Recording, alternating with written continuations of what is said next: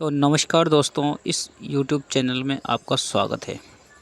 तो दोस्तों, आज अपन को बात करेंगे जो रीट के अंदर 20 ऐसे इम्पोर्टेंट वन लाइनर क्वेश्चन है दोस्तों। आप इनको पूरा वॉच करना दोस्तों। चलते हैं। वेरी वेरी इम्पोर्टेंट क्वेश्चन है जो एग्ज़ाम में हर बार ये ट्रेंड करते हैं दोस्तों, बार बार एग्ज़ाम में आते हैं कि पाठोपरांत मूल्यांकन किसे कहते हैं। यानी कि पाठोपरांत मूल्यांकन यानी कि पाठ जो पढ़ाते हैं ना अपन क्लास के अंदर, उसको पढ़ाने के बाद का मूल्यांकन ही पाठोपरांत मूल्यांकन है दोस्तों। तो ध्यान रखना कि पाठोपरांत मूल्यांकन किसे कहते हैं कि पाठ पढ़ाने के बाद का मूल्यांकन ही पाठोपरांत मूल्यांकन है। ये चार ऑप्शन में आएंगे दोस्तों रीट के अंदर, है ना। और सभी एग्जामों में क्वेश्चन ट्रेंड करेंगे। चलते हैं आगे कि निगमन विधि है अमनोवैज्ञानिक विधि। कौन सी है? अमनोवैज्ञानिक विधि, है ना। पाठोपरांत मूल्यांकन किसे कहते हैं? पाठ पढ़ाने के बाद में।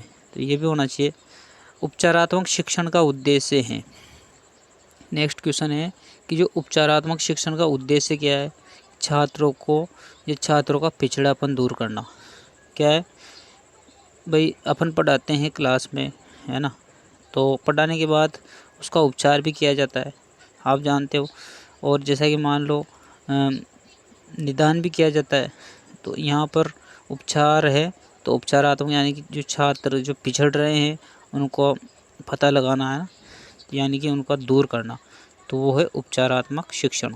तो ये ध्यान होना चाहिए। आगे बढ़ते हैं कि प्रारंभिक अवस्था में बालक भाषा सीखता है। तो प्रारंभिक अवस्था में जो बालक है भाषा कौन से सीखता है? मतलब उसके जो कौशल के क्रम है, यानी कि श्रवण। पहले क्या करता है बालक? सुनता है दोस्तों, सुनता रहता है। जैसे बालक छोटा सा है, सुनता है। अब धीरे धीरे उसकी उम्र बढ़ेगी तो निरीक्षण करने लग जाएगा, है ना। फिर अनुकरण के द्वारा भी देखता है।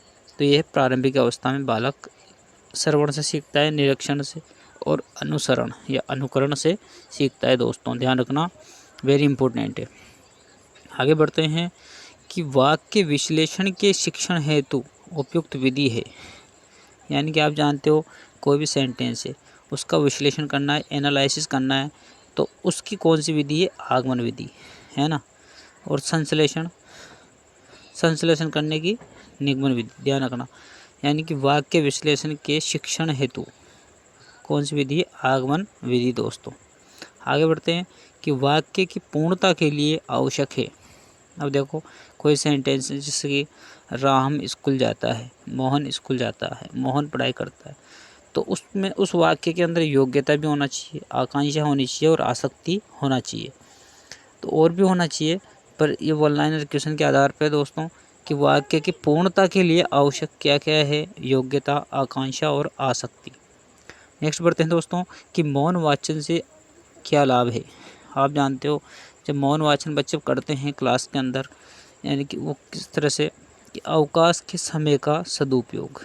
ध्यान होना चाहिए कि जब अवकाश होता है तो उसके जो समय है अवकाश का, उसका सदुपयोग कैसे करें, उसको बोलते हैं मौन वाचन से ये लाभ है दोस्तों। आगे बढ़ते हैं दोस्तों, इस चैनल को आप अवश्य सब्सक्राइब कर लेना। वेरी वेरी इंपॉर्टेंट क्वेश्चन है दोस्तों। बालक परिवार में रहकर कैसी भाषा सीख जाता है? बोलचाल की भाषा। यानी कि परिवार में कोई बालक रहता है, आपके परिवार में देख लो छोटा मोटा बालक है ही सही, चाचा का या मामा का जो भी है, तो वो क्या करेगा? आपकी जो बोलचाल की भाषा को सीख जाता है ना परिवार के अंदर। श्रव्य दृश्य सामग्री की आवश्यकता निम्न में से किस विधि के लिए आवश्यक नहीं है? तो व्याख्यान के लिए कोई आवश्यक नहीं है, क्योंकि व्याख्यान में क्या होता है? टीचर या अध्यापक मुंह से बोलता है, मुंह से व्याख्यान करता है, ठीक है। तो इसमें श्रव्य दृश्य सामग्री की कोई आवश्यकता नहीं है दोस्तों। अब श्रव्य दृश्य सामग्री किसे कहते हैं, आप उसकी भी अलग वीडियो में बनाऊंगा वैसे, कि जो सुनने के श्रव्य उपकरण कौन कौन से होते हैं। जैसे रेडियो होता है ना, स्पीकर होता है, तो ये सब श्रव्य में आते हैं। अब श्रव्य देखने के लिए और सुनने के लिए दोनों, कंप्यूटर है, टीवी है ना, मोबाइल है, तो उसको देखना और सुनना होता है उससे, उस उपकरण से। आगे बढ़ते हैं कि शिक्षण में सबसे महत्वपूर्ण कार्य क्या है? तो जब आप शिक्षण करने जाते हो, पढ़ाने जाते हो बच्चों को, तो उसका जो महत्वपूर्ण कार्य कौन सा है? उद्देश्य निर्धारण। यानी कि आपको एक उद्देश्य होना चाहिए। बच्चों के साथ अपन पढ़ा रहे हैं तो एक उद्देश्य होना चाहिए कि बच्चों को क्या कौन सी शिक्षा दी जाए, है ना। उनका जो जिस उद्देश्य से अपन गए थे इस क्लास के अंदर उसको पूर्ति होना चाहिए, है ना। वो क्या है, एक उद्देश्य निर्धारण ध्यान होना चाहिए। शैक्षिक मूल्यांकन के उद्देश्य होते हैं, तो जो शैक्षिक मूल्यांकन के उद्देश्य कितने हैं, 8। ध्यान होना चाहिए कि 8 ही शैक्षिक मूल्यांकन के उद्देश्य हैं। आगे बढ़ते हैं कि मौन वाचन का मूल्यांकन किस परीक्षा के द्वारा किया जा सकता है। आप जानते हो मौन वाचन तो पूर्ति परीक्षा के द्वारा, सत्यासत्य परीक्षा के द्वारा, बहुविकल्प परीक्षा के द्वारा। यानी कि मौन वाचन का मूल्यांकन पूर्ति परीक्षा के द्वारा, सत्यासत्य और बहुविकल्प के द्वारा। यानी कि ये है वस्तुनिष्ठ, है ना। आगे देखते हैं कि निदान की परीक्षण विधि के प्रकार होते हैं। डायग्नोस्टिक, जैसे कि मान लो कोई डॉक्टर है ना, अब वो क्या करेगा, निदानात्मक करवाएगा किसी भी पेशेंट की। उसी प्रकार निदानात्मक जो परीक्षण है शिक्षा के अंदर, तो उसके विधि कितनी है, 2। ध्यान होना चाहिए 2 विधियाँ हैं। भाषा सीखने का स्वाभाविक और मनोवैज्ञानिक क्रम क्या है। तो पहले भी बताया था मैंने, पहले वीडियो में भी। ये वेरी इंपॉर्टेंट क्वेश्चन है कि LSRW याद रखो बार बार, है ना। सुनना, बोलना, पढ़ना, लिखना। यानी कि बालक सबसे पहले सुनता है, फिर बालक बोलता है, फिर पढ़ता है, फिर लिखता है। तो ध्यान होना चाहिए हिंदी के अंदर यही चीज़ है दोस्तों। तो ये थे दोस्तों शिक्षण विधियों के 20 इंपॉर्टेंट क्वेश्चन, जो आप इनको 1-2 बार याद कर लो।